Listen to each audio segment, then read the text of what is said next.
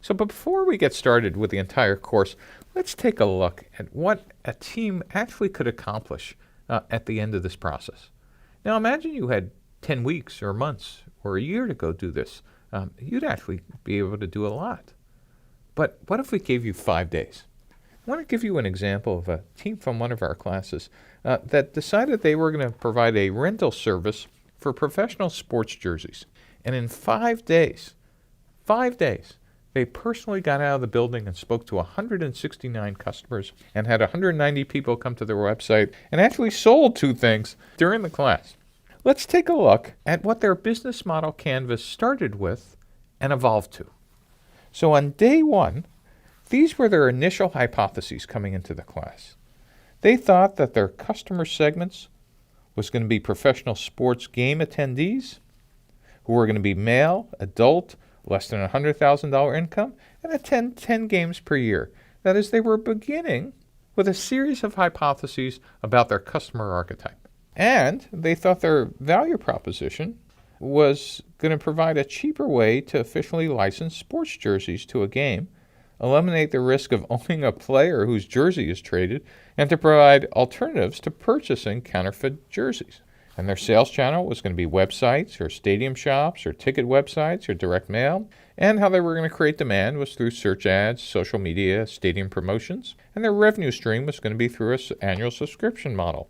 And on the left-hand side, kind of the backstage of the business model canvas, their activities were going to be rental tracking, shipping, dry cleaning, marketing, customer service. And they were going to have as resources inventory of jerseys, warehouses, logistics systems, and their key partners might be the professional sports league and the suppliers and the dry cleaners and the shop vendors and envelope suppliers and UPS and FedEx and the postal service. And their cost structure was going to be for warehousing, shipping, cleaning, logistics, tracking, website development, and maintenance. And this sounds particularly reasonable. You would look at this and go, absolutely, why do I even need to be in this class?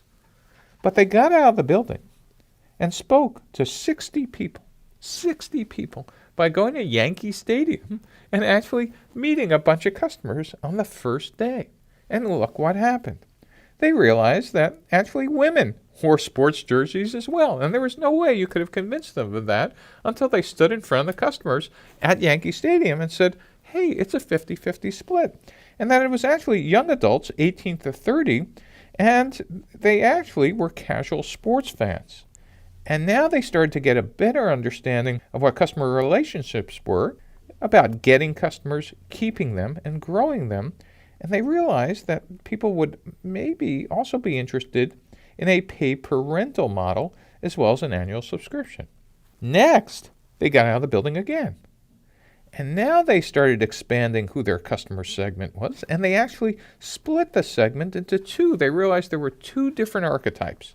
Sports jersey owners who were male, 13 to 35, but there was also another archetype, which were people who attended a single game. And they were male and female, 18 to 30, and they were casual fans. And so now they actually were able to take their revenue stream and match it to their archetype. So for sports jersey owners, an annual subscription made sense. But for single game attendees, pay-per-rental made sense. And their value prop differed for, again, those 2 different archetypes. As you'll see later, what we need is every time we have a unique archetype, we need at minimum a matching value proposition and a matching revenue model for each archetype. The 4th day, they learned some more things. Most importantly, they learned how much would some of those sports jersey owners actually pay in an annual subscription. They actually started asking some serious solid numbers, and the answer they got back was $200. And they also understood that social media would be a big component in customer acquisition. The next day, they learned some more. They actually learned that another alternative for sports jersey owners would be a monthly subscription and also a one-time rental.